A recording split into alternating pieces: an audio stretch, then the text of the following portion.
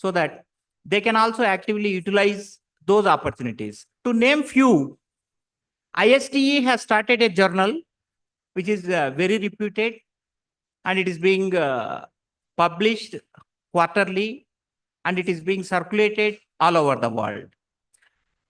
Next year onwards, this ISTE journal will be starting the branch wise. Presently, for all engineering branches put together, we have only one journal. Now they would like to spread into the branch wise. That means civil engineering one journal, mechanical, and so on. So that we'll be getting the broader aspects related to your particular branch. Apart from this publication of a journal, they used to release the newsletters, and which may be circulated nowadays. Earlier, it was being circulated to all the members physically. Now they are circulating through online. You might be receiving through your email IDs. ISTE used to sponsor different conferences, workshops, and faculty development programs. Already you might have seen Atal FDP, some of the faculty development programs also being sponsored by ISTE. ISTE used to give many awards. These award details are available in the website, that is isteonline.co.in. You can go to that website.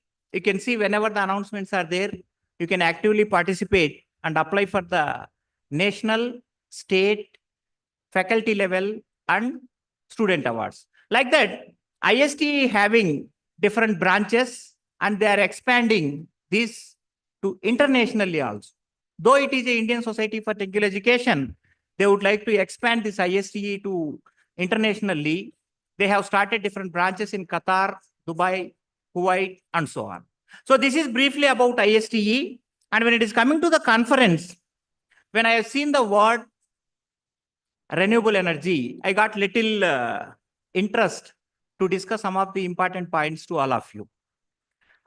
If you see the dollar value is growing up, and correspondingly, Indian rupee value is coming down day to day. The Indian Petroleum Corporation already had a discussion. They have noticed that the lot of crude oil is being imported to India, and we are wasting a lot of money for importing, which has been resulted the lowering of our Indian rupee.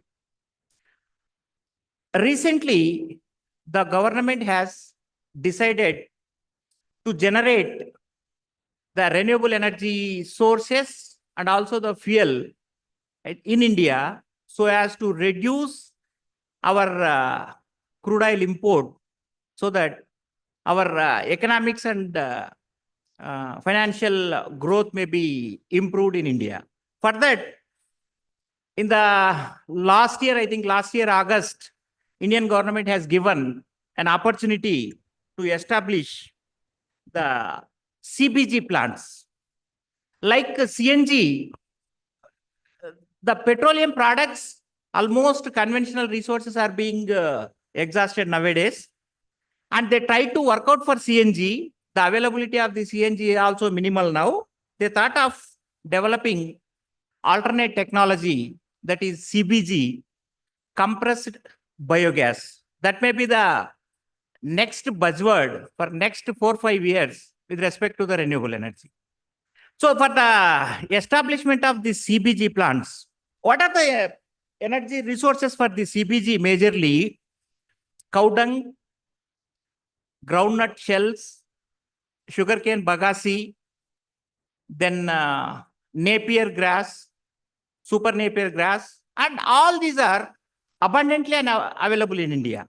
If you are able to convert all these renewable energy resources into the CBG, I repeat again, CBG, maybe after 1 year or 2 years, you will be seeing CBG as one of the buzzword like CNG. They would like to establish these plants in India to generate huge quantity of compressed biogas to sustain for our the fuel requirements. Already, Indian government has declared the subsidy for that to establish this plant. If anybody is interested to establish a plant, they are giving 1 crore subsidy for every CPG generation of ton per day. They are evaluating the capacity of the CPG plant in terms of the ton per day. For every 1 ton, they are giving 1 CR subsidy from the government side. And while calculating the establishment of these plants, for the generation of 1 TPD, 1 ton per day, almost the expenditure is coming around 5 crore. If you are able to afford to establish the capacity of these plants have been starting from 0.5 ton per day to 36 ton per day. The technology is in progress. Already a lot of research work is going on, so that if any of the student or faculty members and other technical experts who are interested to do the research in this field, certainly will have the definitely a great growth in this particular CPG plant establishment. For this CPG, to give few research ideas to the researchers, for this plant, they require the digester of required capacity.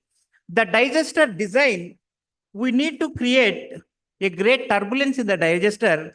The technically lot of problems people are facing. If anybody is mechanical or civil technology people interested to design a good digester of a big capacity to create a great turbulence, and if you design a system for the turbulence, certainly it will have a lot of future. After the digester, there is a component called purifier, because the plant which is giving from this CBG plant, from the digester, they are getting a methane of almost like 50 to 55%, but Indian government is accepting almost like 95% methane. If it is less than 95%, they are not accepting, for which you have to have a purifier. The purified technology is also in progress now. The scrubbers, then membranes, and different technologies are existing, but it needs to be worked out to improve the quality of methane to the expected level by the government. Some people can do the research in that area. For the digestion process, enzymes are required. The chemical engineering people can do certain research for the development of enzymes to enhance the digestion process in the digester. Thereafter, some research is required in the area of mechanical engineering, the pumps which are required, and also the compressors, because the government is accepting almost like 250 to 300 bar pressure they are expecting. From the digester and purifier, the gas which you are getting nowadays is almost like 7 to 10 bar, which is not acceptable by the government. If you are able to design a compressor to a tune of 250 bar, people still doing research in this area. If you are able to get 250 bar, government, they are coming themselves to give or to purchase CBG directly from you. The requirement from the government side is methane should be more than 95% and the pressure should be 250 bar. If these two conditions are satisfied, they are ready to buy from for starting of any industry. The problem is the buyers.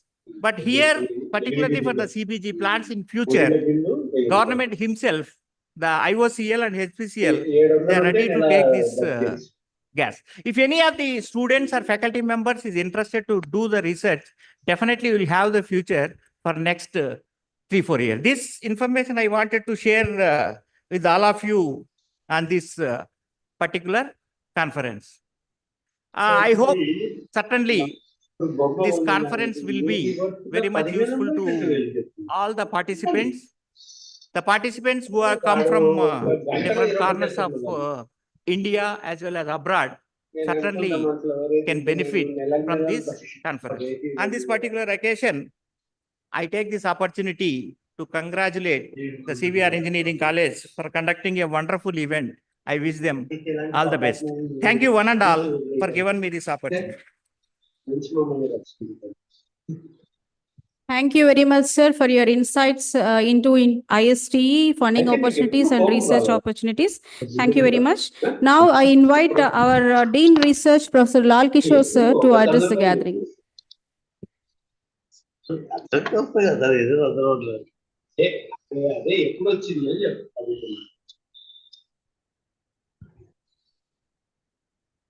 पदे से पूज्यते राजा विद्वान सर्वत्र पूज्यते. A king is respected in his kingdom, whereas an educationist is respected all over the world. Dignitaries on the dais: Professor Rammohan Reddy Garu, principal of the college; Professor Sri Lakshmi Madam, chairman of the organizing committee; Professor Venkateswarlu from the EEE department; Professor Lokeshwar Reddy; Professor Gupta from IST and director at IIIT Idupalpaya; Professor Lakshmi Narayana from Andhra University, CSC department; other dignitaries, guests, and educationist professors from the Czech Republic who have traveled a long way to come over here, and other dignitaries of the dais. My greetings and best wishes to all of you. A special welcome to the delegates who have shown keen interest and participation. This is the second conference being conducted by the EEE department. They have the organizing committee members, the convener, and all others. They have been taking a lot of pains in organizing and making it a success. Very glad to know that there is huge response for this particular conference by the way of submission of research papers, and they have selected some, and the topics chosen are also very appropriate and interesting. Now, artificial intelligence is the buzzword all over the world now, and it is all pervasive and can be applied to the various disciplines, including electrical engineering. Maybe a lot of research work is to be done in that direction, where we generally face some problems with respect to the power distribution, generation, and so on, and failures. Perhaps to prevent such unexpected power failures, and the artificial intelligence software may be helpful for early prediction and taking preventive measures so that breakdowns do not occur, and so on. Particularly, we might have seen, say, when the grid collapses, there will be huge loss industry-wise and also in national GNP product-wise. To prevent such calamities or say statistical failures, perhaps AI may be helpful. So that kind of research orientation or work may also be taken up. And this kind of conference helps in networking and exchanging ideas and to work in different directions. On this occasion, I would like to mention, as our principal has mentioned, this college also publishes a research journal. It has been being done for the last 12 years, though started as a small scale, to encourage the teaching staff and also the students who do project works at the master's level or even at a bachelor's level, to encourage them. A research journal is being published. We follow all the standard guidelines, and it is biannual journal. The publications or the research contributions from outside the college are also always welcome. The management is supporting it in a different way, and selected research articles are also given incentive based on the quality or the merit of the paper. I don't want to take much time. We have to spend more time in deliberations of the technical topics. I once again congratulate the organizers and the staff of EEE department, and I hope the useful deliberations that are made in the conference will go a long way. That I thank the organizers for giving me this opportunity. Wish you all the best. Thank you. Thank you, sir, for joining this day and addressing our participants. Thank you very much. And now I invite our invited guest, Professor Ram Mohan Rao Tinnavelli, sir, who is Professor and Head of Mechanical Engineering Department, Vasvi College of Engineering, and esteemed member of IST Telangana State. Sir, please.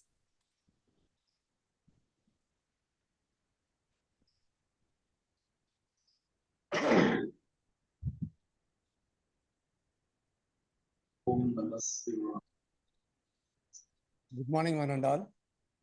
Respected dignitaries on the dais,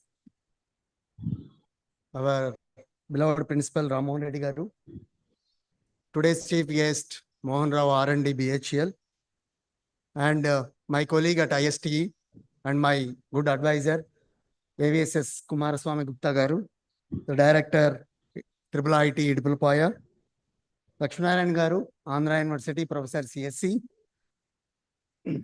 and from long distance they traveled and came, Professor Milan Belki and Professor Olina Madam and Lokeshwar Reddy and other dignitaries and the organizing chair, Professor Sri Lakshmi Madam and other members on the dais, off the dais, my dear students and participants. I welcome you all for this international conference on renewable energy, green computing and sustainable development. On behalf of ISTE, Indian Society for Technical Education representative, I wanted to speak about the ISTE, where more than 2,500 institutions are the members of the ISTE across the country. And more than 5 lakh student participants or professional society members are there across the country of ISTE. Not only that, the teachers or the technical teachers, if I say, more than 1.5 lakh technical teachers are the members of ISTE.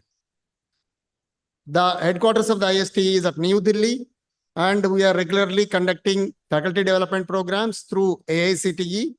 We provide the around 300 to 350 FDPs we will fund through ISTE. For each funding, we are providing 3 lakh rupees as a funding for FDP to conduct the FDP. So I request all the faculty members, those who are here, you can apply for faculty development program associated with ISTE and AICTE. Not only that, we used to provide the Best Engineering College Awards, Best Women Engineering College Awards, Principal Awards, Best Project Awards to the students of both undergraduation level and post-graduation level. These are some of the features. Not only that, we are continuously giving a training to the skill development programs to the undergraduate students, those who passed out from the institutions, those who are willing to get a placements in companies. Not only that, online training programs also we do organize through ISTE. And the many technical sessions, the people are nowadays talking about the AML, advanced things in CSC and other things. Earlier days, ISTE means only the core engineering, but now we are diversified towards other branch of engineerings like CSC, IT. These areas also we are covering nowadays. Now coming to the conference, I congratulate the Department of EEE, CVR College of Engineering, by taking this a beautiful title for this international conference. The people talk about the renewable energy. The renewable energy, actually nowadays, we people are digging more and more fuzzy fuels like petrol and diesel. One day or other day, all will be over. We cannot extract more. Further, the people has to move towards the other energy systems. In that, the other energy system, one is the renewable energy. We are talking about the electric vehicles nowadays. Even power plants, towards the power plants, earlier days, we used to take the thermal power plants and other power plants. But people nowadays, they are talking about the solar power plants and other things. Even every engineering college campus is connected with a solar power plant. We are supplying the power supply to the local electricity board. That is a renewable energy system. Yes, sir, we got the energy. How to sustain that? Sustainability is the second word they have chosen for this conference. Sustainability is actually, I will give you a simple example for sustainability. Everybody knows about the Micromax mobiles. The mobile which was invented and manufactured in India and sold across the country especially in combined state of Andhra and Telangana, these Micromax mobiles are there. But where is the sustainability? Is it, we are hearing about this Micromax nowadays? No. Another example I will tell you, Nokia. Nokia started with the mobile phones at the starting of the mobiles. But where is the Nokia mobiles? It is not there. So the important thing is the sustainability. Whatever be the energy or whatever be the system it is developed, that should sustain. That should continuously, it should be sustained and it should be available to the people. That is a sustainability. That is the second word which I appreciate for the organizers who selected this one. Then green computing. Yes, nowadays everybody is talking about the computing, servers, systems, and other things. But how much the energy it is evaluating, how much the pollution it is evaluating. We are talking about the sustainability of the, not only the human beings, sustainability of everybody, every organ of the system, they have to sustain. So automatically we should not pollute the system. So the green energy or green systems are very important. So that's why I wanted to focus these three words which are taken by the organizers for this conference actually. So through this conference of the 2 days, definitely it is a good networking for the researchers and to the student friends. Utilize this facility, utilize this opportunity, and not only this, through networking, intercollaborative institution relationships are also very important. That's what with the principal sir, we are discussing that. When we collaborate with one or more institutions of the top institutions, then we can do wonders in the system. Throughout the research publications, R&D activities, consultancy works and other things. Why? Because the collaboratively, we can do many things in this system. Through that, everybody can grow. Everybody can get more and more information, what it is happening in the present society or present system, right? Through that, once again, I will congratulate and I thank the management and the principal sir for giving this opportunity. I also congratulate all the organizers of this international conference. Thank you one and all.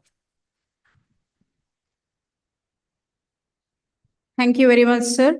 Now I request Dr. Lakshmi Narayana Sadasivani, sir, to address our gathering.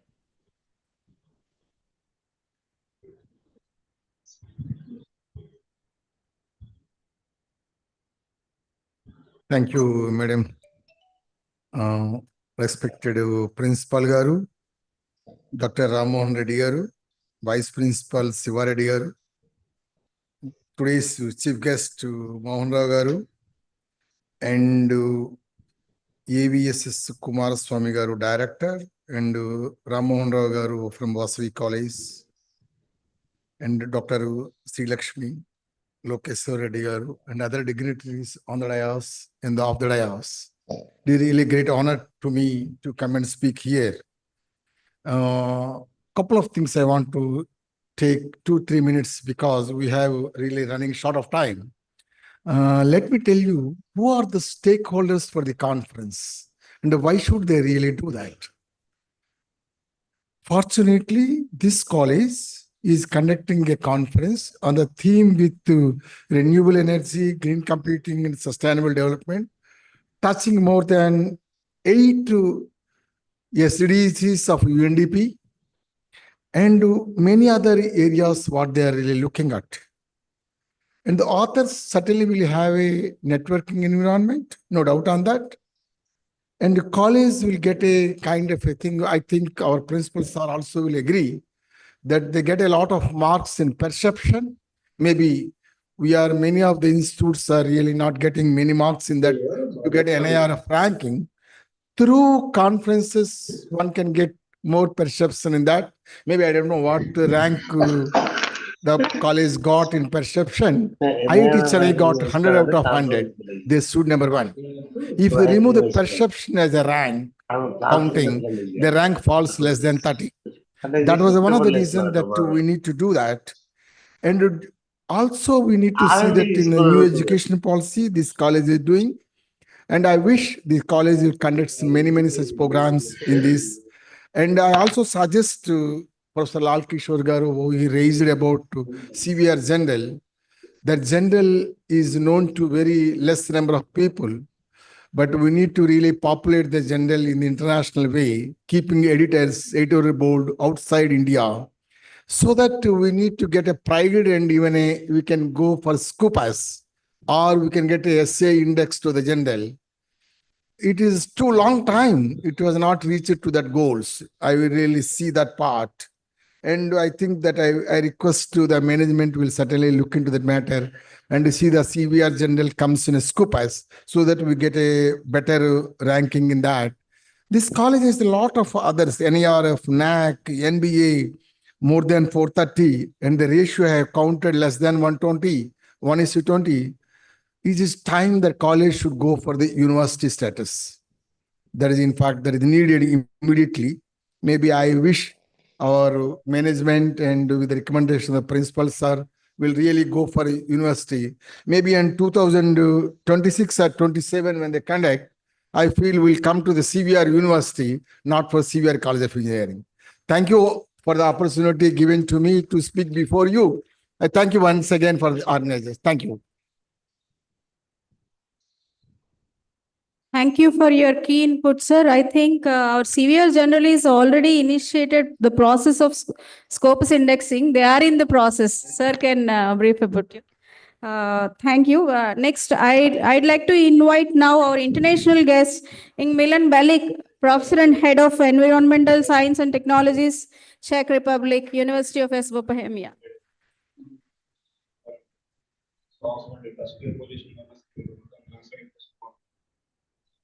Good morning, ladies and gentlemen. I thank to the organizers for the honor to be here, for the honor to be part of this amazing event. And I welcome all the honorable guests, all the keynote speakers, the speakers, chairman, and of course, all the participants of this conference. And I wish you interesting scientific experiences. I wish you to find new interesting contacts, and of course, many, many successes in your future work. I see there are many young people, there are many young faces in this room, and I am very happy for that. Young people, actually young educated people, are our future. We are living in very difficult times, in very crazy times, full of violence, full of war, where many, many people die in nonsense. But I still believe that our future can be bright, and I tell you why. This is my third visit to India. When I was a young boy, I was reading the books written by Rudyard Kipling. The Mowgli was my hero. I was reading about the snake Ka, about Bagheera and the others. And I never could imagine that I will have option to visit this amazing country. And it happened. I visited this city, this amazing college and this interesting conference 1 year ago, approximately 1 year ago. It was December 2023. And that time I made two another dreams. One dream was to start some real collaboration with your country, maybe with your college. And the second dream was to ride the Royal Enfield motorbike. The second dream came true during this summer. One of your students allowed me to drive his motorbike. I cannot imagine that this can happen in Europe, that some student will offer his bike to a professor. It happened in India, and I am very happy for that. And now I am much more happy to say that also my first dream is coming true. During our travel to India, just in that hours, I received information that my project that I applied to Czech Ministry of Foreign Affairs for collaboration with India was successful, and we will receive a grant.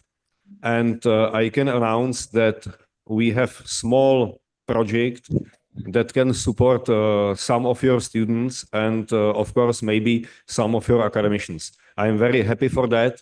And I believe that this is start of our real collaboration.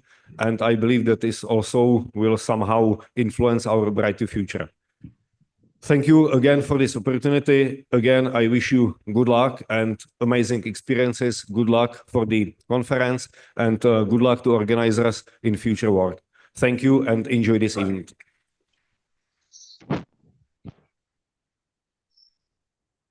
Thank you very much, sir.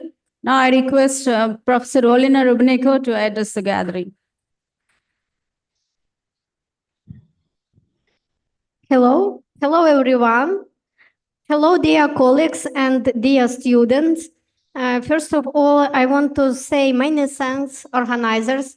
It's a warm atmosphere. It's so tasty food. And especially I want to say thank you, Lakshmi Gundababu professor, for invitation. We meet each other more 5 years at 2019, 6 years already. Time very fast to go. So I am happy to be here. I like India because it is very amazing country. I'm happy to see a lot of girls in Power Engineering College. I'm very proud of this, that women also choose this professor, in this profession.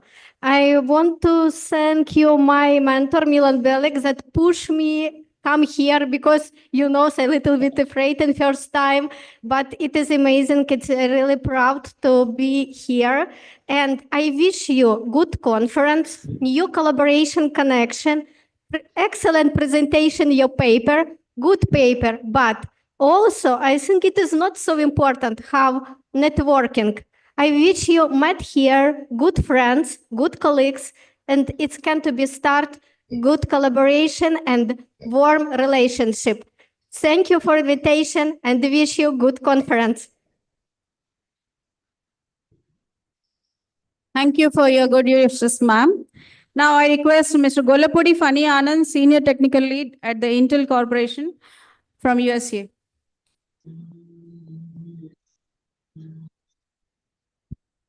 Hi. I'd like to thank Department of EEE for inviting me, CVR College of Engineering. And initially when Raghava sir told me that you have to come here as a speaker, I wondered what I would do because I am an ECE guy. And then I realized when I read the entire abbreviation of the conference, it said renewable energy, green computing, and sustainable development. And the thing that attracted me and which is more relevant is green computing. So I'm extremely happy. Life comes a full circle. Exactly 17 years back, I was there with you guys behind, and I didn't pay attention much, but then I did make sure that I'm here. And I'd like to thank IC Professor Shivareddy sir, Nayantara ma'am. We were there, we saw them, we grew up looking at them. So I'm here, I'm a living testament to all of you. If you focus on the basics, things will be good. Now, coming to this conference, I'm more excited for this is an extremely important conference, keeping in view of what is happening outside. In terms of the e-waste that is getting generated, I just want to ask, how many of you refresh your phones every 3 years? I bet everyone wants a new phone, everyone wants a new laptop, everyone wants a new tablet. I think that's the problem. Not the problem. Everyone deserves to have a new device. But the point is, the more e-waste that we generate, the more greedy we become. We need to have something called what I call in my team, my company, design austerity. By design austerity, I mean we need to use the resources as and when they are needed, not be greedy and use everything that's available for us. So imagine 25 years back in this millennium, every household had a landline and hardly anyone had a mobile device. Now, a family of 4 has around 10 devices. And in 2-3 years, you have another 10 devices being repeated.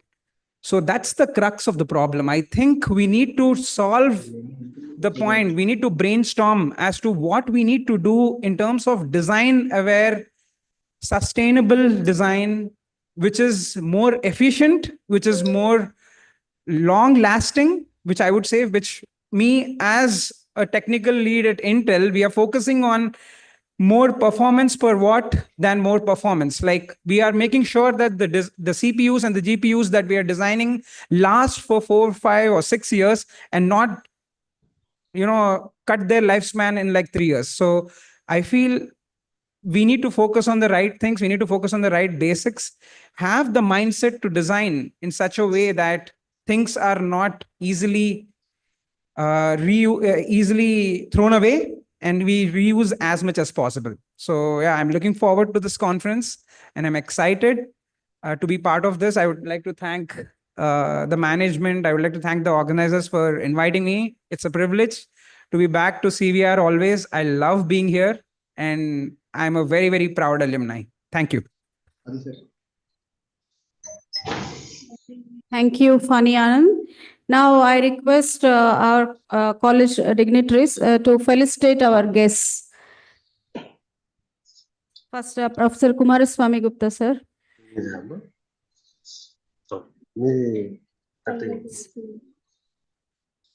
I request Principal sir to felicitate him with a token of gratitude. Professor Kumaraswamy Gupta with a shawl and memento.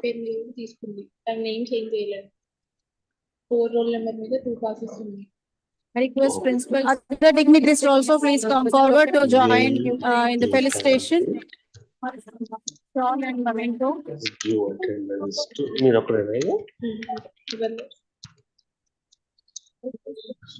dignitaries also please come forward to join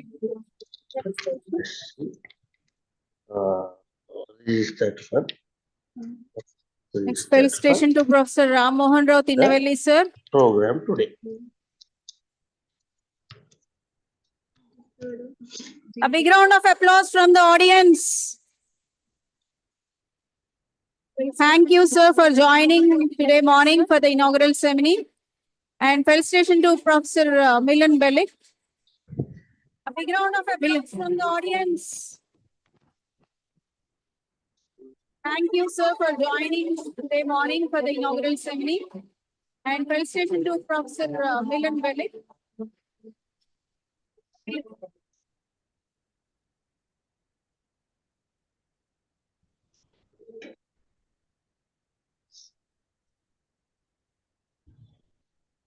Next, felicitations to Miss Olena Rubeneko.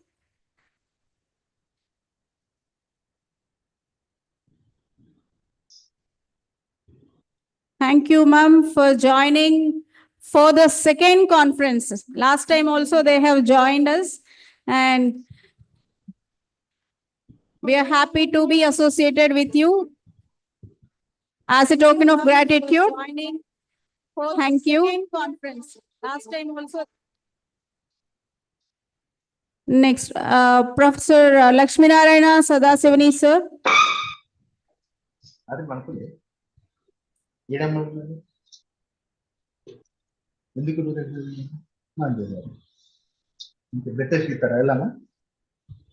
సత్తా ఉందా అది ఎల్లు బాగుపడితే మంది అవుతుంది ఎలాంటి బుద్ధి ఉండాలండి Mr. Fani Anand Gollapudi. Felicitation to Mr. Fani Anand Gollapudi. I'll go upstairs. I request Lal Kishore sir to present memento to him. Lal Kishore CVR lo unnada. Audience, you have taken samosa. Still your energy is less.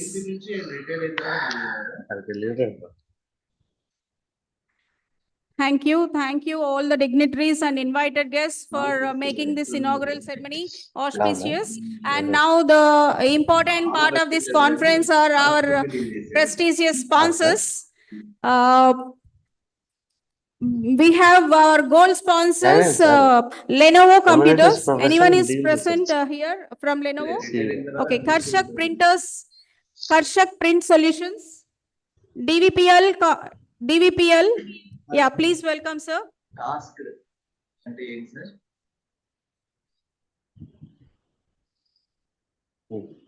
Task అంటే ఏంటి?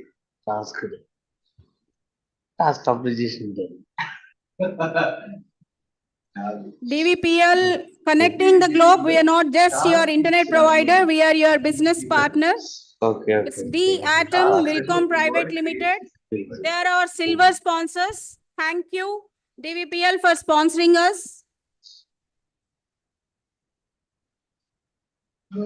Next, our technical sponsor, Eigen Labs.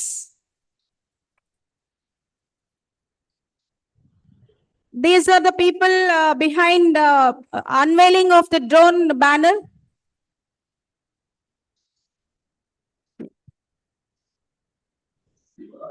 Our gold sponsors, Prism Hospitality Services.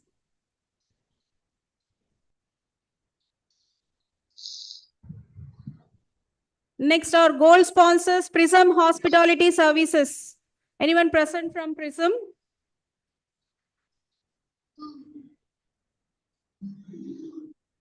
AEP Electricals, Lalita Agencies, and Spark Connect Technologies, Spark Connect Technologies, Compage Computers,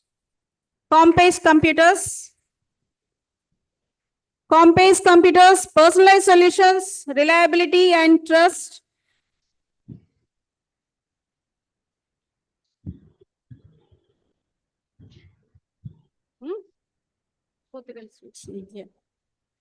We have a sweet sponsors for our today lunch, Portugal Sweets.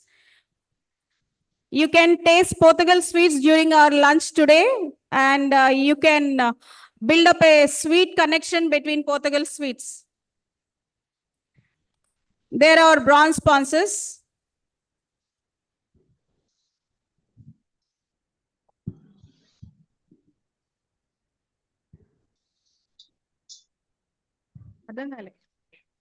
Okay. Prem Rawat Foundation.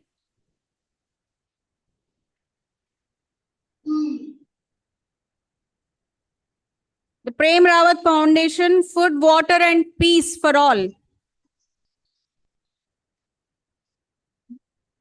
They have kept a stall outside this auditorium on the way to canteen. You can visit the stall.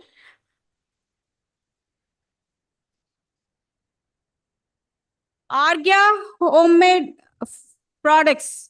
Argya Homemade Products. Anybody present from Argya? Okay.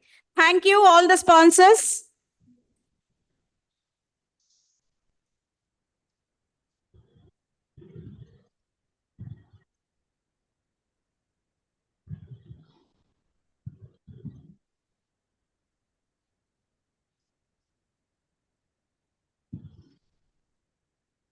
I request Dr. K. Seshidhar Reddy, Professor of Triple E, to give vote of thanks.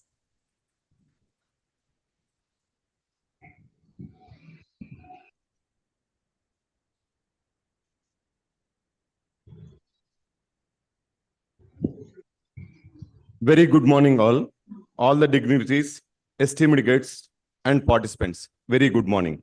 Firstly, I would like to extend my heartfelt gratitude to our chief guest, Dr. M. Mohan Rao, GM Corporate R&D, BHL, for gracing with his presence.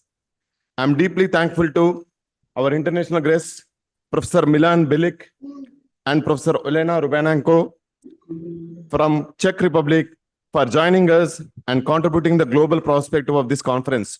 Your participation will surely enrich our discussions. Thank you, ma'am. A special thanks to our guest of honor, Professor G. Venkatasubbaiah Garu, for his support for getting the ISTE funds. I would also like to express my sincere gratefulness to our invited guest, Professor Gupta Garu, Director, IIIT RK Valley, Professor K. Ram Mohan Rao Garu, Executive Member of ISTE, Fani Anand Garu, guest for today's function, for their enlightening address. Our heartfelt thanks to our chairman, Dr. Raghava Chirabundi Garu, Dr. Ram Mohan Reddy Garu, Principal of the College, Director of the College, Vice Principal of the College, Deans of the College, Associate Deans of the College, and HODs and other supporting staff to conduct our conference in a grand manner. A big thank you to our HOD, Dr. G. Sri Lakshmi Madam, and Conference Chair for providing an overview of the department. And to Dr. C.H. Lokeshwar Reddy Garu, Professor of Triple E and Convener of the conference, for comprehensive overview of the conference. I would also like to acknowledge the efforts of Dr. S. Venkateshwarlu and his team preparing the conference proceedings, bringing wonderful sponsorships, and making significant contributions to the conference. All your efforts have been invaluable. With a commitment to academic excellence, industry-oriented training, and research-driven learning, we continuously strive to nurture skilled engineers ready to excel in the ever-evolving technological landscape. Our esteemed sponsors play a vital role in supporting innovation, technology, and excellence. ISTE is our titled sponsor, is a renowned organization dedicated to advancing technical education and professional development. Thank you for your unwavering support, sir. Lenovo, Prism Hospitality Services, and Karshakar Printers as our gold sponsors contribute significantly to industry and service excellence. Your support is invaluable to us. Our silver sponsors, Campage Computers Private Limited and D Autumn Welcome Private Limited, DVLP, are leaders in IT distribution and internet services, ensuring seamless connectivity and technology solutions. We deeply appreciate your contribution, sir. Additionally, our brand sponsors, including Podgal Sweets, the Prem Rawat Foundations, Aragya Handmade Home Knits, Aegean Technologies, VI Microsystems, Lalita Agencies, and Spark Connect Technologies, Hyderabad, for bringing diversity and expertise from various sectors, enriching our event with their valuable support. Thank you for your generosity. I would also like to extend my gratitude to the CVR College management, the faculty and staff members of the EEE department, the physical directors, and the non-teaching staff for their unwavering support and dedication. Your collective efforts have been instrumental in making this event a grand success. A special thanks to our reviewers and participants for their valuable contributions and active engagement. Your efforts have significantly enhanced the quality of this conference. We are also deeply grateful to our publishers, Springer and E3S Web of Conferences, for their support in disseminating the knowledge shared at this conference. Few of our sponsors set up a stall outside near the canteen. Audience may please visit the stalls after the inaugural function. Lastly, I extend my gratitude to everyone who has worked tirelessly behind the scenes to make this event a success. Your dedication and hard work are truly commendable. Thank you all once again for being a part of ICREGCSD 2025.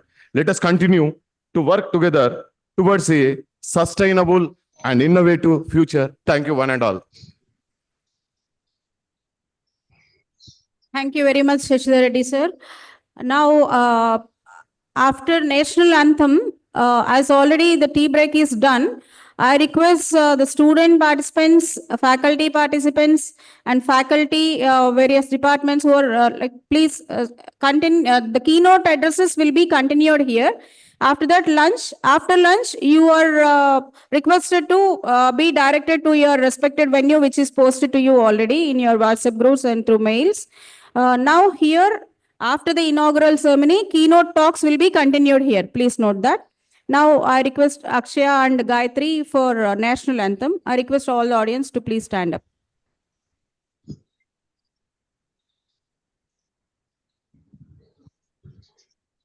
Note that. Now I request Akshaya and Gayatri for national anthem. I request all. Punjab Sindhu Gujarat Maratha Dravida Utkala Banga Vindhya Himachal Yamuna Ganga उच्चल जलधि तरंगा तब शुभ नामे जागे तब शुभाशिष मागे गाहे तब जय दाता जनगण मंगल नायक जय हे भारत भाग्य विधाता जय हे जय हे जय हे जय जय जय जय हे भारत माता की जय. Thank you all.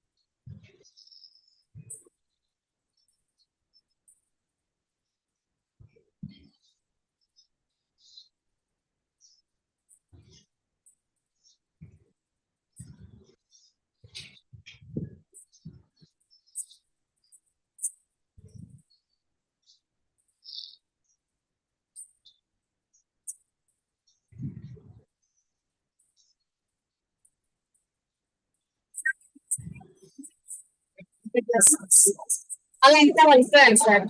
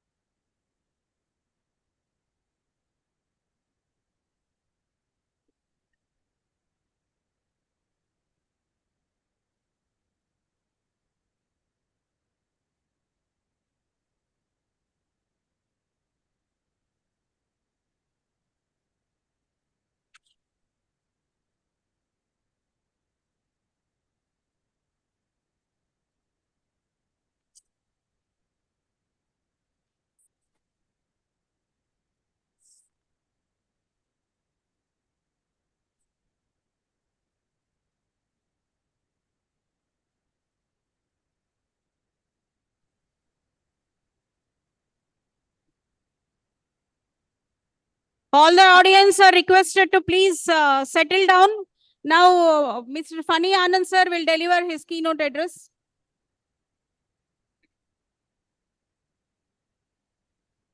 I request Triple department faculty, please be available here. There is a group photo session after keynote address. So now somebody will assist Fani Anand sir to arrange his laptop and mic.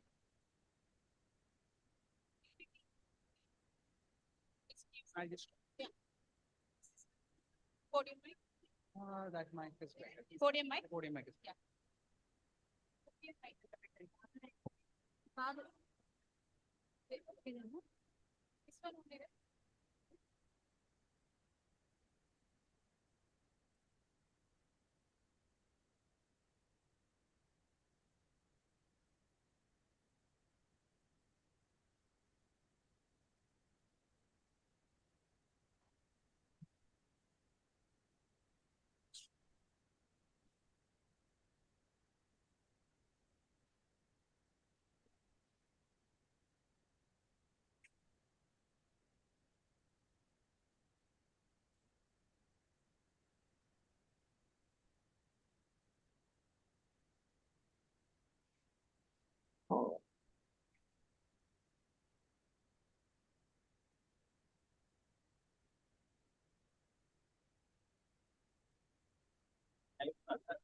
No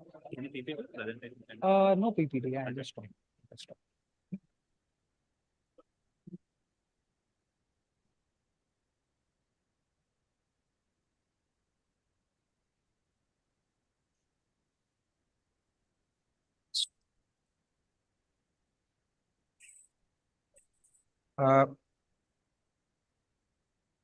So yeah, good morning. Good morning, everyone. So I'll be trying to get how can I start? Ma'am, can I start? I can start. Yeah. Sure. Hi. So I wanted to discuss. I'm firstly thankful to Sri Lakshmi ma'am and Raghava sir for encouraging me, for asking me to come down here and share my 2 cents about green computing and the effects of supervised learning on green computing. So as I will try to get an extension of what I was trying to say before, like we are having a lot of devices on our hands, in our homes, everywhere, and each and everything requires a charging. Like all your devices require charging. The more charges you do, the more energy you drain from the power sources. So our key task is they provide us power and we need to utilize the power in a very, very efficient way. Our team back at Intel, we are trying to make sure that we are designing our CPUs in such a way that the algorithms, all the AI, ML models, large language models, everything is effectively used. You could see that previously in the midst of AI, semiconductor engineering, semiconductor, silicon engineering, everything is becoming so critical. Every device that is connected has a silicon chip inside it. So we need to make sure that our silicon design is very, very efficient and effective. We want to make sure right from the design process, from the architectural process, from the hardware spec, from the software optimization point of view, from the workload point of view, we are having the most optimum energy efficient and power efficient design so that when these silicon designs get into the devices, they consume very little power and have a lot more performance. Imagine you charging your phones every 6 hours. It's not just wasting the energy resources, it's also draining your inherent hardware capabilities. The reason you buy a new phone and that charge lasts for 24 hours, and 2 years after that, you have to charge every 12 hours. You have to charge your phones every 10 hours. Why? It is because these designs, they age. There is something called a silicon aging. When we design a circuit, when we design a CPU, when we design a GPU, we have a reliability verification where we make sure that this particular circuitry works for a certain period of time, 5 years or 7 years. anything, right? Any vehicle, anything you buy, as it ages, the performance reduces. So that is the reason why when you have your phones or anything after 2-3 years, the battery drains pretty quickly. And that's when you kind of buy new phones, new laptops. And on top of it, with the advent of AI, with the advent of inference training, with the advent of chat GPT or other LLMs or inferencing models, the hardware which was used before is not sufficient. Now you need to have a hardware and a silicon chip which can process up to 50 TOPS, meaning 50 trillion operations, or 120 trillion operations, or even 250 trillion operations. So for that, we cannot be greedy in getting new silicon every 2 years or 3 years, because you're wasting the Earth's resources. So what we are trying to do is we are trying to start from the basics. How can we better utilize our design infrastructure? How can we better utilize our fabrication? How can we better utilize our architecture? How can we make sure that we are designing power efficiency? Going forward, it's not just how quick your processor is, it's going to be how efficient your processor is. And the metric for that would be performance per watt. For every watt, what is your performance? That is the key. And for that, I'm heading a team at Intel which is into supervised learning, meaning we are training a CPU design where it learns itself from its past mistakes, from its past design missteps, and then it comes up with an architecture. It comes up with a scalable architecture wherein you can scale for a client or a server, and then you create a power efficient design. Using this going forward, if we can design a very efficient power architecture, a very efficient software architecture, a very efficient hardware architecture, I can definitely tell you that we'll be having a superior performance per watt solutions. And eventually, the devices which you keep changing every 3 years will extend to 5 years. That itself is a big deal. If you can refresh your design, your cell phones every 5 years from 3 years, that's a big gain. I will give you a small tidbit. In 2030, semiconductor chips will consume power which is equal to 237 trillion watt, which means that's the power consumption of a medium-sized country. So going forward in the next 5 years, it's going to explode. The power consumption is going to explode more and more. More and more devices we'll be having, more and more servers will come up, more and more data. All the data that's there, it needs to be stored in server. So instead of a physical server, we need to come up with a way where we can optimize cloud servers, cloud computing, wherein all our servers are effectively used, they're effectively channeled. The architecture is designed in such a way that all the cloud servers are effectively used, so that each person who's accessing, you can see nowadays all your Gmail, all your Azure platforms, if your space, you can see it's a vicious circle. Like all the new phones, any good photograph or a 10-second video is going to cost you 1 GB of memory. 1 GB of memory. You will be losing your memory. And for that, you have to subscribe to cloud server, wherein you have a storage in your drive, be it in your Google Drive or Azure or AWS. So what is happening is, if you have the access to that, people are greedy. People are not filtering their unused photographs. I can ask any one of you, you must be having thousands of photographs in your phone, which you don't even look at 2 years back or 3 years back, but they do consume space. So all I'm trying to say is savings can come from minor things like making sure that your photo libraries, everything is concise. You're not wasting just because you have enough space in cloud, just because you have enough GBs or 20 GB, 50 GB in Google Cloud Server. You will just keep uploading random photos, and some of them are even redundant.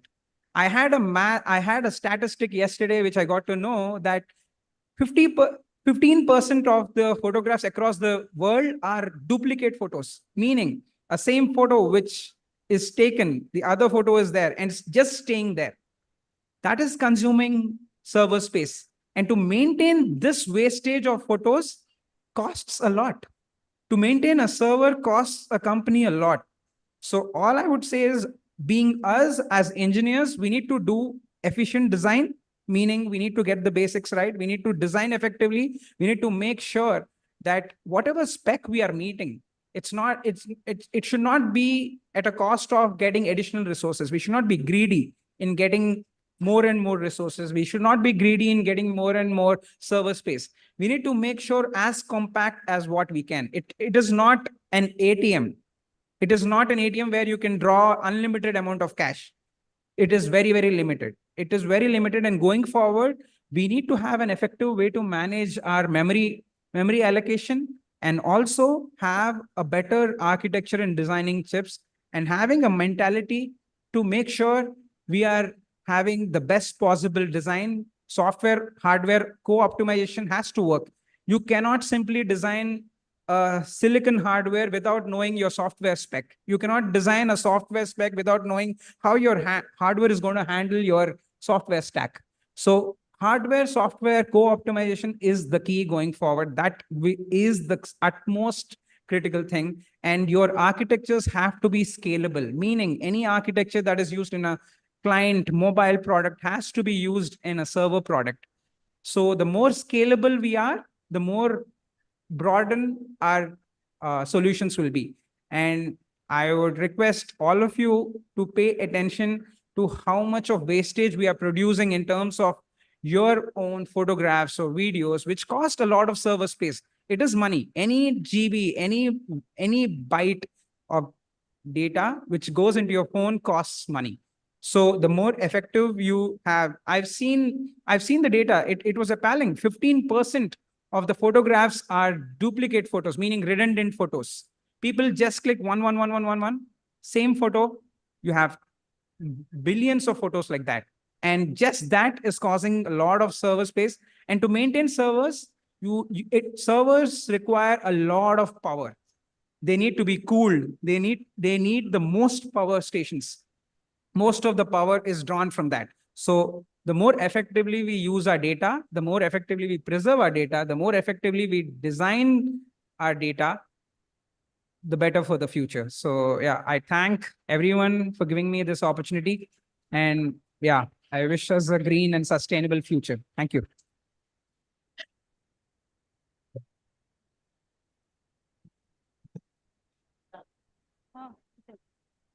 Thank you, Mr. Fani Anand. Now we have Dr. Surendra Reddy Salakuti, sir, from Wusong University, South Korea.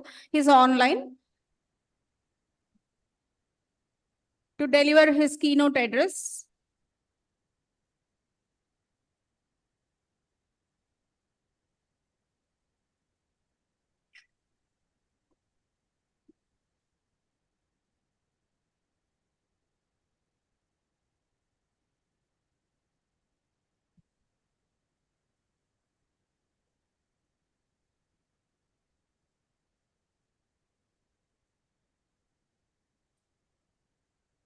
Hello. Yes, ma'am. Can you hear me, ma'am?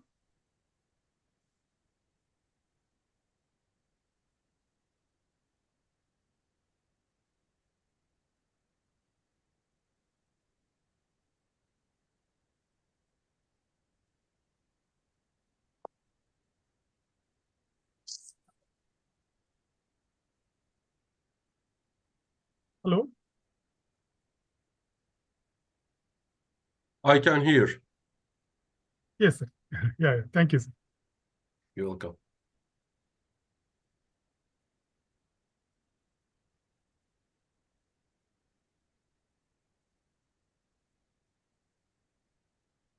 Hello. Hello. Yes, ma'am. Hello, sir. Yes, ma'am. I can hear you, ma'am. So can I start, ma'am?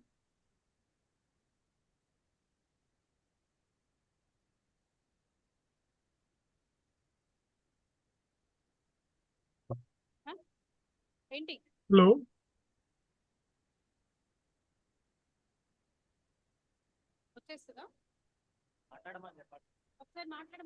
Hello, sir.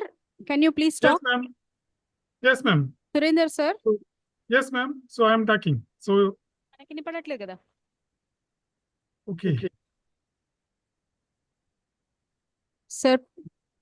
Yeah, ma'am. Yeah, good morning, sir. Yes, ma'am. Now I can hear, ma'am. Yeah, now you are audible, sir. Thank you. Yeah, Okay, please ma'am. continue. Yes, ma'am. Yeah, thank you. Thank you very much for introduction. Good morning, everyone. So I'm glad to see many researchers, academicians, maybe some of you are Please already turn on your video, sir. industry experts.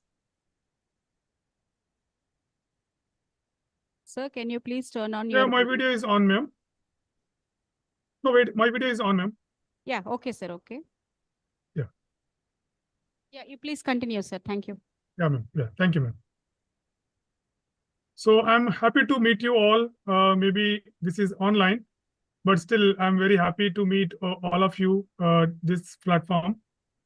So I sincerely thank all the conference team for inviting me and to address a keynote on this occasion. So I strongly believe, and we all believe, that the research of today becomes knowledge for tomorrow. So I think this international conference will showcase various recent advances in like renewable energy, electric vehicles, and smart mobility, and various kinds of logistics. So which will be useful for academicians, industry, and also it will be very much useful for government institutions. I hope this conference will cover various modern electrical engineering tracks and will have various discussions and solutions for the real world problems. I hope this conference will have several keynote speakers and keynote addresses. So from various institutes and also industry experts. So we are all going to share our knowledge and exchange our knowledge to get better research ideas and to get better success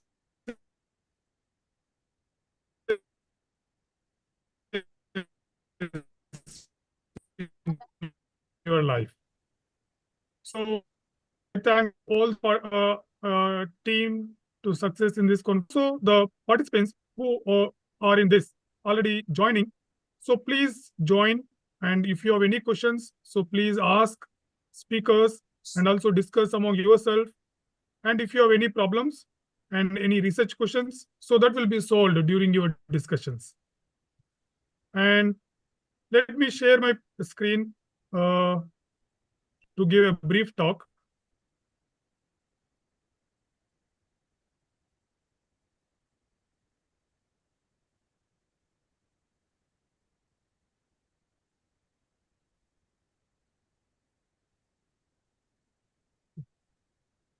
So now I'm going to have a brief session on the topic like emerging technologies in modern and hybrid power systems, including renewable energy sources, electric vehicles, as well as various storage options. So now we see throughout the world, so we are moving towards Industry 4.0. So these are the various technology pillars available for to have this Industry 4.0, which includes like artificial intelligence, like big data, mobile technologies, Internet of Things, advanced robotics, and cloud computing. So we have many, all this like Industry 4.0 technologies. So especially our electrical engineering. So we are going to use all these technologies. So especially we use more like artificial intelligence or maybe blockchain technologies. So cloud computing. So we are using these techniques in our daily life. So if you see, coming to artificial intelligence, so in artificial intelligence, you will be having like various cousins of artificial intelligence. So you can say like machine learning, expert systems, or fuzzy logic, neural networks, robotics, natural language processing. So all these techniques, all these technologies available in artificial intelligence. So we use all these technologies and we proceed for our daily and also for research purposes and various implementations in our electrical engineering. Now, if you see artificial intelligence, especially in transportation, so nowadays, because of self-driving cars and electric vehicles, we are much interested in transportation and use of AI in transportation. So we use this artificial intelligence for object identification. So if you see, this AI, we use it for the maybe to identify the signals or to identify other objects or person or cars. So if you use like self-driving car in recent years, so we are using self-driving cars and also electric vehicles. So where we have to incorporate this artificial intelligence to electrical engineering. So there is a lot of research and going on to have this application of artificial intelligence for electric vehicles, renewable energy, for sustainable development. So nowadays we are talking about like smart grid. So when you have all these modern components, our grid is becoming like a smart grid. So where you have wind energy, solar energy, or electric vehicles, energy storage, or we will give various options to the customers. So incorporating all these features, we are moving our traditional grid to a smart grid. So especially, as I said, in a smart grid, we need to have like a large number of renewable energies, electric vehicles, storages. So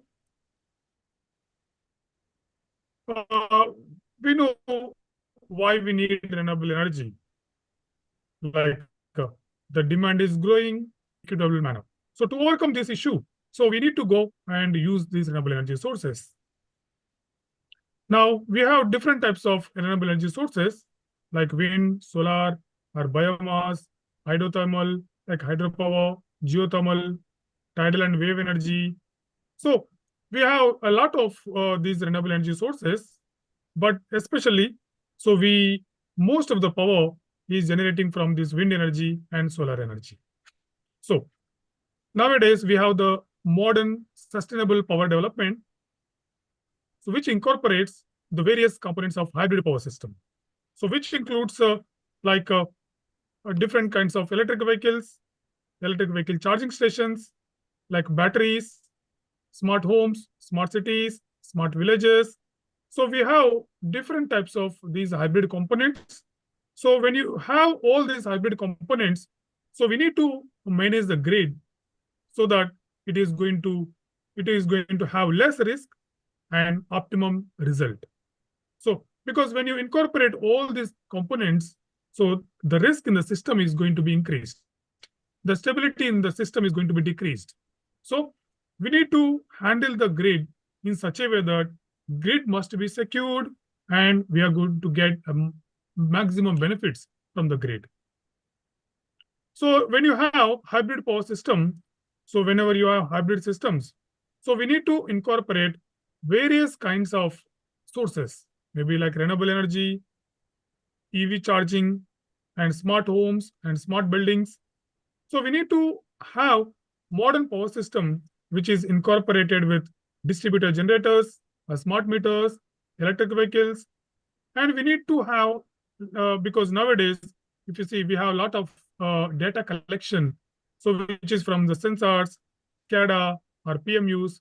So we are going to use all these data, and we are going to have good decision making. Because when you have all these components incorporated in the system, so it is going to have certain issues, challenges. So we need to handle all these challenges and we need to do optimization. Now, when you see, there are some problems with wind energy and solar energy. So they are not like problems, we can say there are going to be some issues. So they are like a variability, unpredictability. Because the practical world, we don't have, we need to handle this variability and unpredictability of wind energy, solar energy by considering various probabilistic models. So they include like various types of uncertainty handling techniques. So if you see, there are different ways you can have this renewable energy and then market into the system. So renewable energy, you can have like market-based and non-market-based sale. So whenever you have wind power, solar power, you need to integrate to the system in such a way that it can be optimized and it can give you the best result. Now again, in recent years, apart from these renewable energy, we are also incorporating electric vehicles, because these electric vehicles, so we need to incorporate because of various reasons. Because availability of the fuel. In recent years, if you see, we don't have much impact, much fuel availability. Most of us, we all depend on Middle East countries. So for the fuel. And if you use all electric vehicles, the pollution is going to be down. And of course, the capital cost is high, but still the maintenance cost is going to be reduced. So this is the reason why we all go for electric vehicles. So there are many advantages with electric vehicles when compared to gasoline, like no emissions. Of course, the mileage is less, but still nowadays, recent developments, the mileage of an electric vehicle can go up to 500 or 600 kilometers with a single charge. So these technologies, the recent advancements, the mileage is going to be increased and the charging time is going to be reduced. So if you see both the electric vehicles and gasoline vehicles on a balance, so you can see both the vehicles cost is going to be same if you run an electric vehicle in 4 to 5 years down the line. So if you run an electric vehicle for 4 years continuously, then both the costs are going to be same. And from the 5th year, so electric vehicle is going to give you most benefits compared to this gasoline vehicle, apart from the pollution. Now, every country nowadays, they are moving for increase in electric vehicle integration. So renewable energy, if you see renewable energy, most of the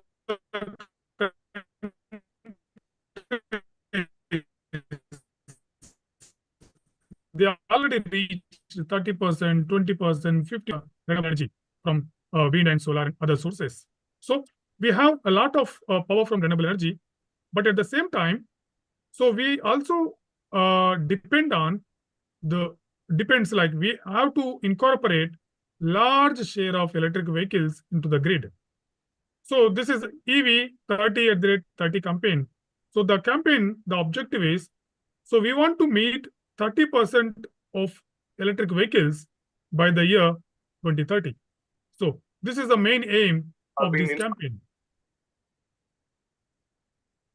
So this campaign, yes, so this campaign has like 13 countries and you have like 23 supporting companies. So they are charging and they have to meet the goal like 30% of renewable electric vehicles by the year 2030. So there are many countries they are having this. So this is Canada and China. So they are the leads and other participating countries. So we have including India. So our aim is to incorporate and to have like 30% of electric vehicles by the year 2030. So, but at the same time, we also have certain challenges with electric vehicles because there are many advantages from the electric vehicle, but at the same time, we also have certain challenges. They include like because electric vehicles load is intermittent, same like renewable energy sources. So handling this intermittency or uncertainty is a big problem. So this handling is a challenge. And also grid operation. So maintaining the grid stability is going to have one of the challenge when you have large number of electric vehicles. So these are some of the challenges which we have with electric vehicles. Now, if you see certain problems, so if you see the problems related to electric vehicles, so when you have incorporated large number of electric vehicles, so you can see many researchers nowadays, they are working towards electric vehicles. So you can choose some of the objectives of your electric vehicles. So like location and sizing of electric vehicle charging stations, or benefit maximization, or you can maximize the profit of aggregator, EV charging cost you can reduce, you can minimize total cost in the system, or you can maximize the revenue or social welfare, of grid operator. So all these are challenges, so which we can incorporate and do your optimization related to electric vehicles. So as you know, so we don't have much time, so I'm skipping this. So finally, so I congratulate all the participants and team to have this kind of conference, so which is going to have good information sharing among us, and also it will be very useful for all the freshers, so those who are very much interested in doing research. So I hope all the success to all the participants and organizers. So and also finally, I want to share, like those who are interested to have to publish in a book. So you can also publish a book like Green Energy Technology. So this is a book title. So if somebody interested to publish a book, so you can also submit chapters. So thank you. Thank you for inviting me. And also, I know, so it is a very brief and less time.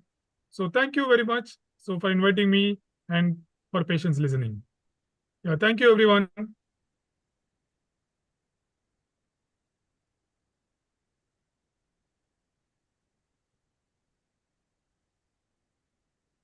Thank you very much, sir.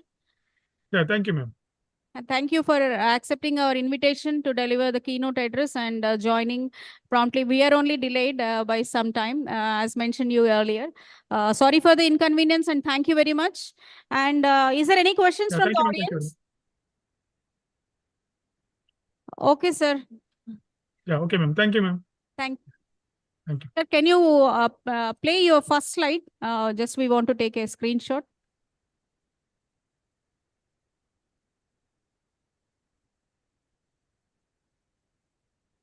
Online participants who are available, like please turn on your video so that we can have a screenshot. Online participants can please turn on your video.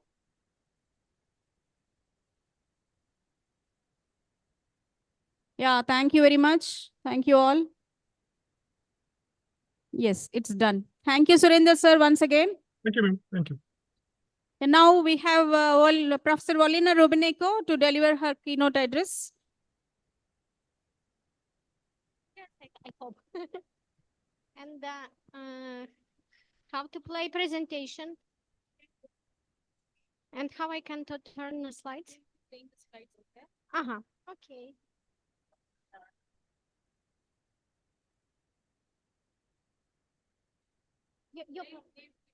Okay. So thank you so much for invitation to be keynote speaker. I try to be fastly because we have a presentation for both keynote speakers, and I just made some introduction and my colleagues to prolong our presentation about digital twin of renewable energy sources, modernization and renovation of overloaded power system. Please can to change. Okay. Not change. I speak about what is exactly digital twin, because a lot of people speak digital twin. It's very new. It is supposed in some decrees of European Union, but exactly what is digital twin? It is definition which very difficult to understand and simply implement. So our presentation about big picture of digital twin, main concept, who use digital twin, how to create digital twin, what is digital twin about renewable energy sources, and exactly how to create digital twin. It is maybe main biggest problem. And please, next slide.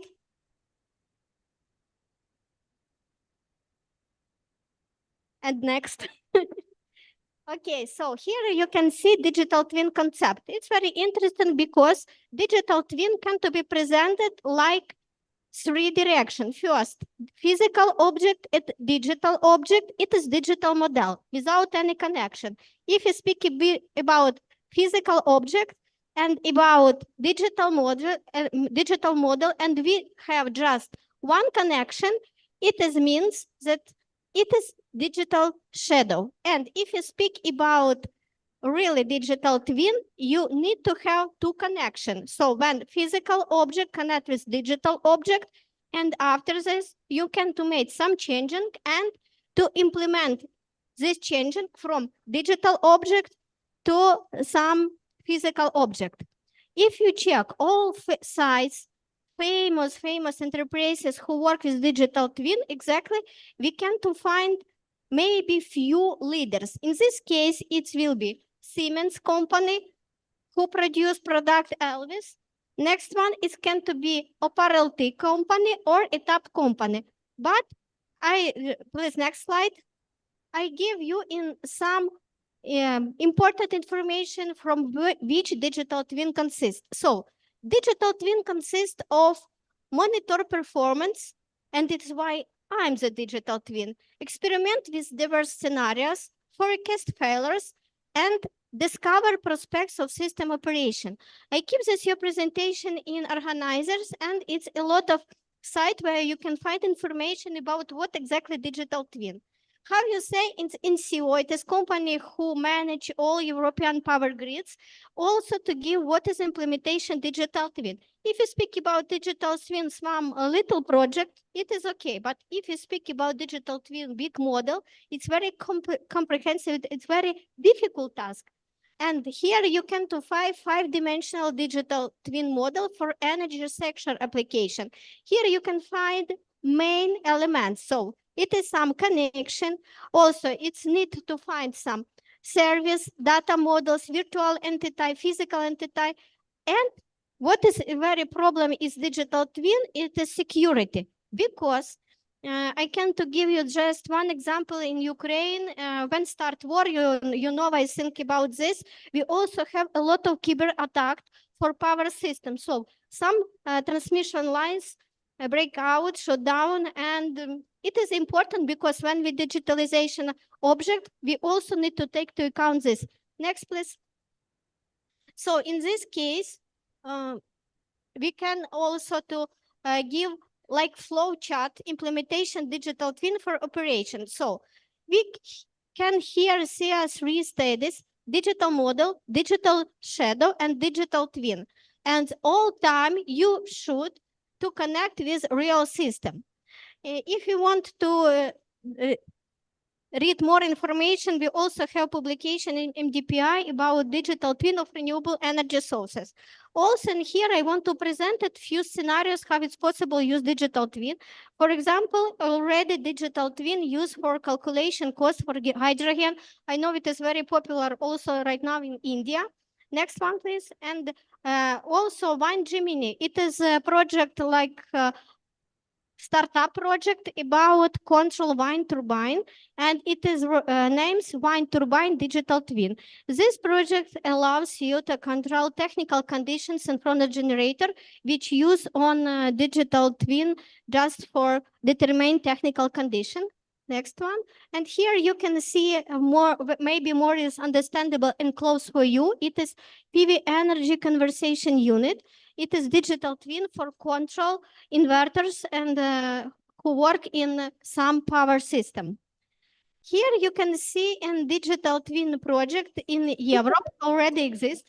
Please, next one.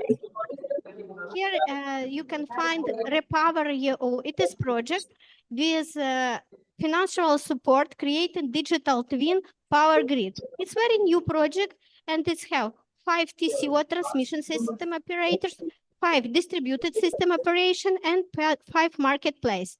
Also, digital twin from UK power system already applied, and it is project work because it started work in 2022. So it is, I want to say that it's just pilot project. It is also industrial project. And Elvis, it is big program from Siemens. They prepare digital twin finished transmission system operator. It is not also easy because it is biggest one operator like 50 Hertz and 10 net and so on. And normal 10 CO to trial power grid digital twin already applied and has industrial application. Next one. And maybe a little bit stop and speak more about digitalization, standardization, and application digital twin.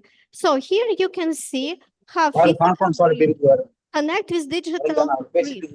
But between this, it's how big assist where you should to keep all your data. And maybe biggest problem, it's how to find adequacy between your digital twin and physical object.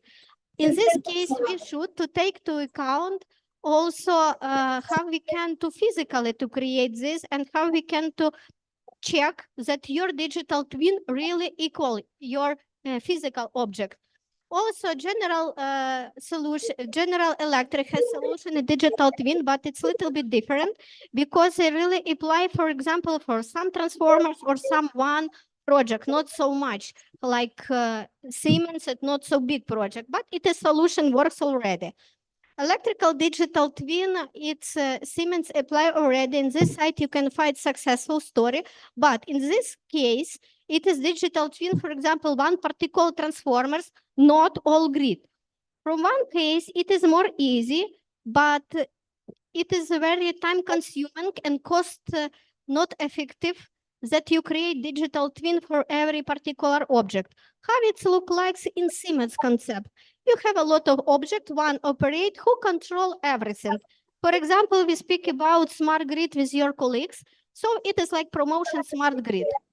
Exactly about digital twin, you should understand that if you create digital twin, you will operate with huge amount data, huge amount control laws, and somebody should responsible for this decision. So if you exactly use artificial intelligence or GPT chat or so on, you all time need to should who responsible for this decision.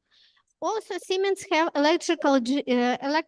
good explanation digital twin and show how it's efficiency for every level. For example, monitoring system, control system, and so on. Next one. And the next one. And here you can see some digital twin information. You can find this more because I give you precisely links. And next one. Here, I just to put the slide because this slide is from famous who create digital twin, and it is a top concept. It's very complicated, but in all world we have two leaders, ETAP and other one. Yeah, I show you in the letter. You can to see how it's complicated to create digital twin, but if you want to try to make your first digital twin and don't want to pay a lot of, you can to use demo version. They propose you for students have a lot of opportunity, a lot of education, so you can to create these schemes and to work with these schemes. Okay, and the next one. Here you can see OPAL-RT. It is next leader about digital twin. So in what we have two biggest, it is like ETAP and OPAL-RT. OPAL-RT work with automatization, control, renewable energy sources, and they create good papers and good research. This is available in IEEE. So how to create and how to work with digital twin. They create digital twin from 1 liter part microgrids. Here you can see digital twin and information in substation. It looks like rocket science, but it is not really because all SCADA system, it's like promotion of prototype digital twin. Here you can see schemes, how to work digital twin in case TCO, DCO, because in my opinion, TCO and DCO, transmission system operators and distribution system operators, it's very complex task, and create good digital twin for this task is very important and very hard.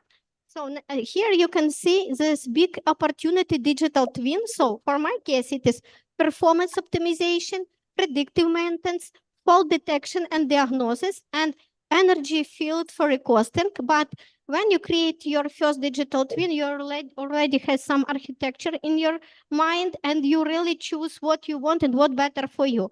It is some concept digital twin, so it is energy virtual organization, is divided some CD8 of municipalities, generate units, and so on. But what is interesting in the third level, so some collaboration network owner and so on. In this case, also how much layer you have the digital twin create. So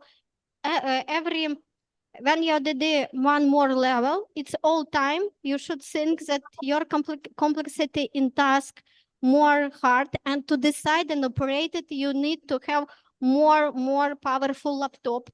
Here we also to presented some case study. So we apply already digital twin for shelter city power supply and find a lot of benefits of this.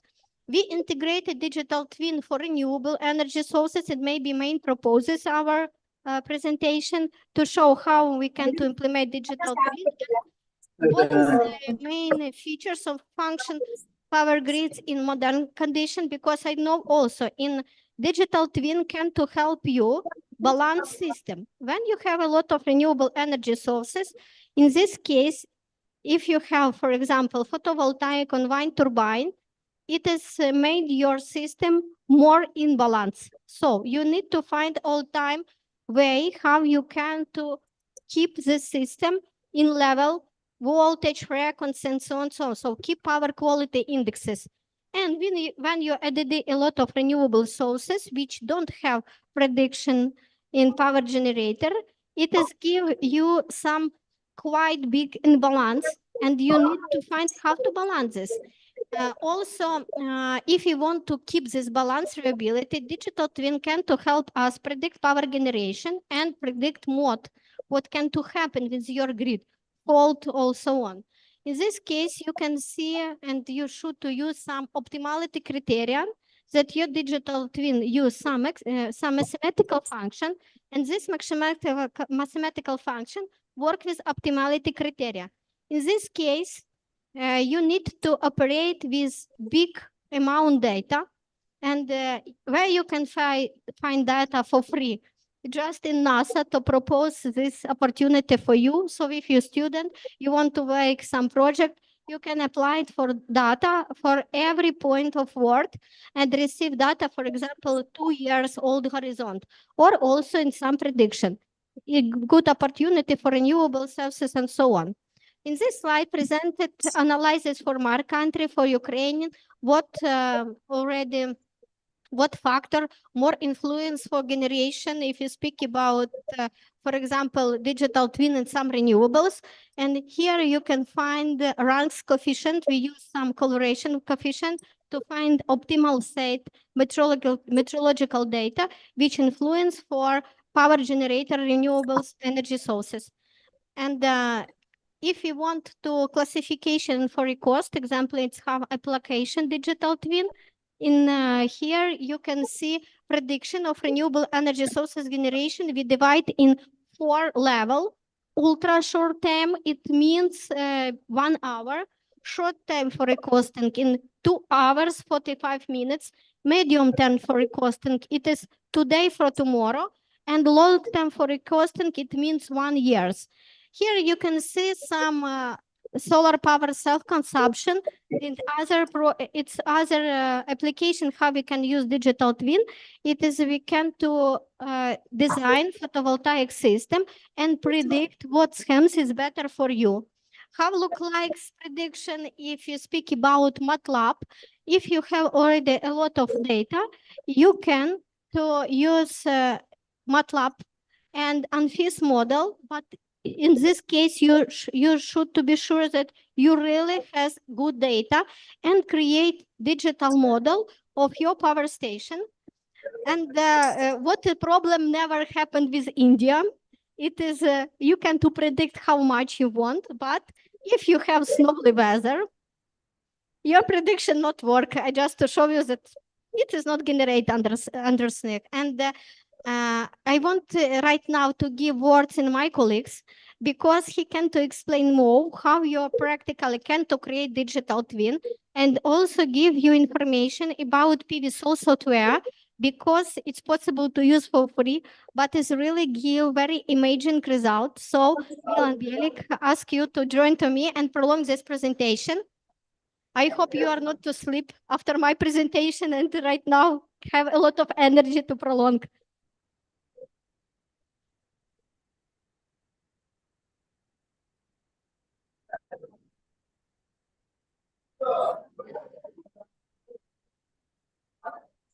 Okay, I will continue this presentation.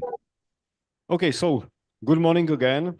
I will continue this presentation made from my colleague, and I will try to explain some practical examples or some practical aspects of creating digital twin. Actually, as she explained, digital twin is actually nothing new because personally, I deal with digitalization for maybe more than 20 years. But at the time, it wasn't called digital twin, but it was called just simulations or calculations or predictions. I will try to explain how to maximize or how to use the solar systems. I will explain everything on solar system because mostly I work with photovoltaics. Also, I deal with solar thermal systems. I deal also with wind power and also I deal with hydropower, but mostly I focus on photovoltaic. So I will explain it on the photovoltaic. Here you can see some equations. Please return it back. One slide back. And this is the real result of simulations in the history. You see some equations, and I don't want to spend much time here, but I must start. We are at a scientific conference, so I must show some examples of calculations and so. So here you can see the basic calculation describing the solar radiation, and this is the first input.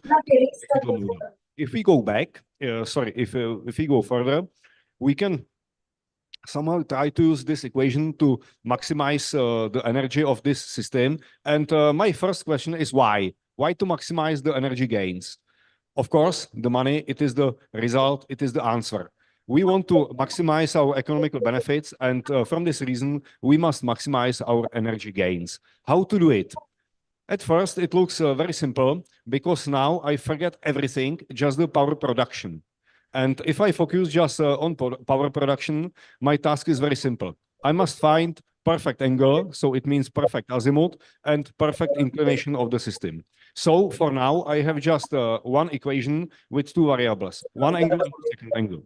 If we go further, we can see some results of simulation, and I am trying to describe that curves, the VA characteristic of the photovoltaic system, but not in statical case, but in dynamic area. You see that I am trying to modulate not just one curve, but rather, let's say, surface or area made from these curves. So it is not two-dimensional diagram, but three-dimensional diagram. If we go further, we see that our situation is slowly changing because the time is running, and now I have shifted from beginning of the century to the years around 2007, 2010, and at that time, it was a so-called solar boom in Czech Republic. Many photovoltaic installations were installed, and it became very popular to somehow to calculate the power generation or the power prediction. Many tools became obvious for applications, and you see the result of the calculation from the first equation, some map showing the solar radiation depending on the azimuth and depending on the location. Here you can see some small improvement because for now I have forget one very important thing. It is the shading. I will speak about shadings of photovoltaic in my next presentation during the regular sessions, but here I am showing just how to calculate the results of shading, and it doesn't depend not just on the ground-mounted installations, but it is also very important for roof-mounted installations. On this picture, you can see how the shading can avoid the power generation, and you see that particular panel is avoided from 0 to, let's say, 23% behind the chimney. So in Europe, in Central Europe, it is a very difficult task to design properly the installation on the roof. We have many installations on the roof. Of course, the Central Europe or the Europe itself, it's rather small if we compare it, for example, to India. So we simply must save every location, and we are trying to use the rooftops for installations. You see many examples, and we are still shifting in the time. Now we are in the year approximately 2015, and you see that our equation becomes much more complicated. We still have one angle of azimuth, second angle of inclination. Then we can choose various technologies. We can decide if we use crystalline technologies or non-crystalline, non-silicon technologies. There are many options, and the batteries became usable. So for now, we have 4, or better say 5 variables in our equation because the work of the battery depends not just on the size, but also on the technology of the battery. So our problem was changed from 2 dimensions to 5 or maybe 6 dimensions because we are going slowly further and we must take into account also the load chart because now I am trying not to generate just the energy and not to sell the energy because also the economical environment was significantly changed during that time. Actually, if you remember my first picture, we started around year 2000, 2004. And now we are almost 20 years in future and the economic environment has significantly changed. Now in Europe, nobody pays you for power generation, but you can receive some subsidy if you generate power and use it in your location. This is the smart usage of distributed power generation. You can generate and use on the same location. And in this moment, you can, of course, receive some, let's say, subsidy or some benefits. And it provides many, many crucial tasks. For example, you see installation of photovoltaic in historical centers of cities. So you must now take into account also another features. Till now, I was speaking just about some technical phenomena, some technical features, some technical parameters. Now, I am focusing also on the visibility of the system. I'm speaking about the design of the system. If we go further, we can see another example of roof installation. This is the university campus in a small city in Czech Republic. And this system should power the university campus. Of course, you see that the installation is not too big. So it is not able to power all the campus. But I'm speaking about that because we can see the problems of battery design and the cooperation between battery and the photovoltaic. I see some confusion in our presentation, so sorry for that. And on this picture, I want to say a few words about the change of our system. We started with a very, very small, very, very simple system consisting just from photovoltaic modules, inverter, and grid connection. That was all.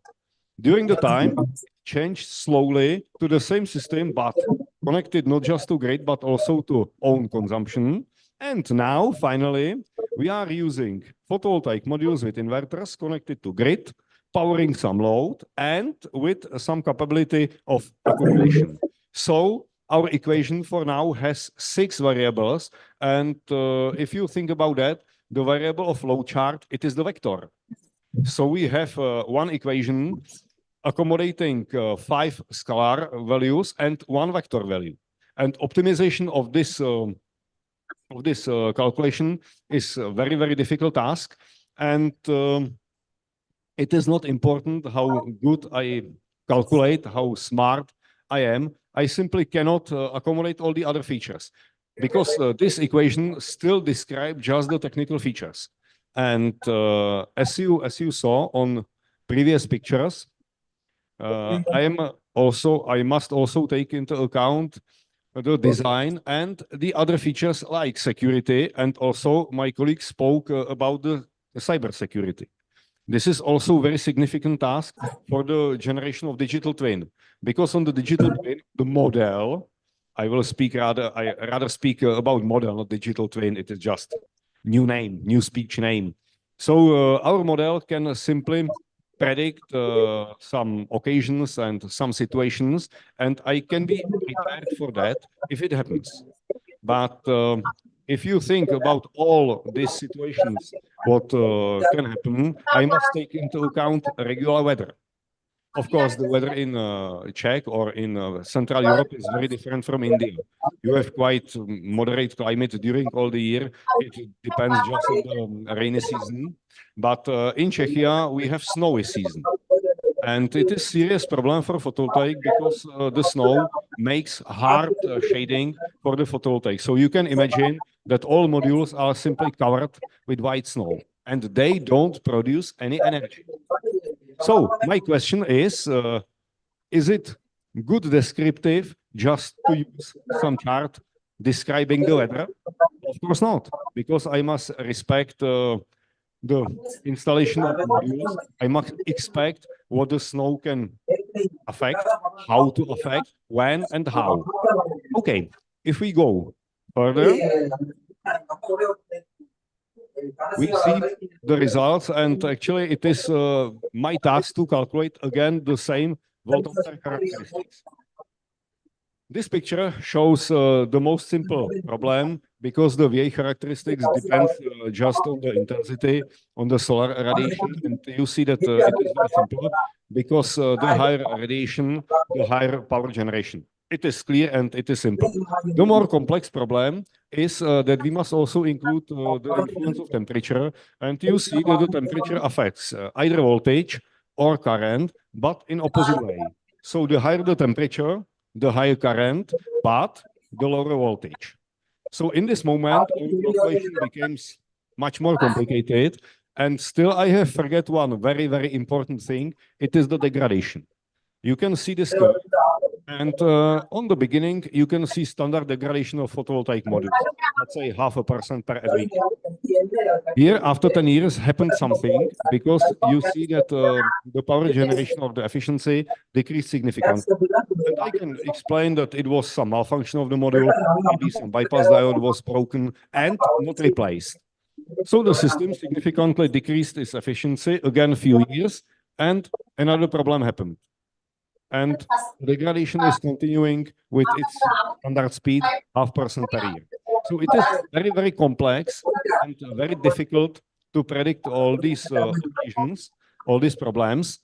And after that, if we are successful, I want to say, we can connect the photovoltaic modules to inverters, use another module. So our equation with six variables is getting more complicated. And we can calculate the generated power from our system. If we go further, this calculation could be much more complex because now I am trying to describe also the wire system, because I can expect some ohmical losses, some heat losses, and they depends on the wiring diagram and wiring topology. Finally, I am getting slowly to the end, and I am able to say that depending on this load chart, I am able to produce some energy. This energy will probably give me some money, some economical benefits, and you see how this curve is affected by all the parameters. At the beginning, I had some investments. After 6 or 7 years, the investments were paid, and after that, I was profiting. But I have forgotten one important thing, and it is the life cycle of each component. You see, second investigation to inverters because I was forced to replace all the inverters. Again, the profiting period, and after 15 years, the second replacement of the inverters. But if you look carefully on that curve, you see that it wasn't linear because it also accommodated the influence of the degradation. This chart shows power generation, and we can continue. We can continue to our actually almost last picture because I got back to the design of the system because I am somehow trying to accommodate the modules on the building and not to affect the environment. The problem of installation on buildings is the supporting construction. So you see that my calculation becomes much more complicated, much more complex, and still I have forgotten many, many other parameters. Fire initiation, the influence of lightning or lightning protection system. It is another very complex task for calculations. And on the last picture, we see the security during the installation. It is also another significant problem of the installation. So if I create the digital twin or if I prepare the model, this model should work during entire life cycle, from the installation, during the power generation, till the decommissioning. It is very, very complex task. And if we use nowadays technologies, we are actually not ready or not fully successful to make 100% working digital twin. But we are doing our best and we are still improving and adding new and new features to these digital models or digital twins. And I believe that in short future, we will be able to simulate all the life cycle of that power generation systems. That's all from me. Thank you for your attention. And if you have some questions, I'm ready to answer.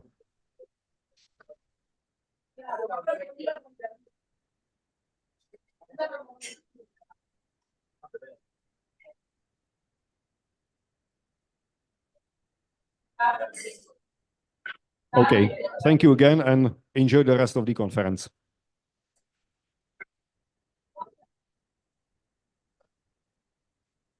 Thank you very much, sir.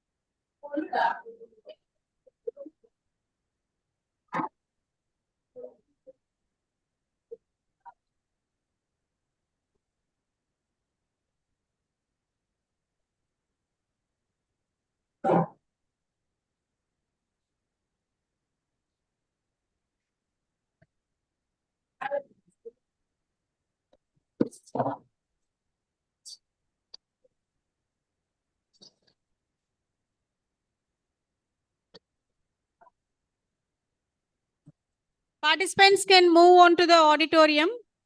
After the lunch at 1:30, there will be sessions at respective venue. Before that, I would like to request Lakshmi Narayana sir and Sri Lakshmi madam to present a token of gratitude to Mahesh Patil sir, who is from Spark Connect Technologies.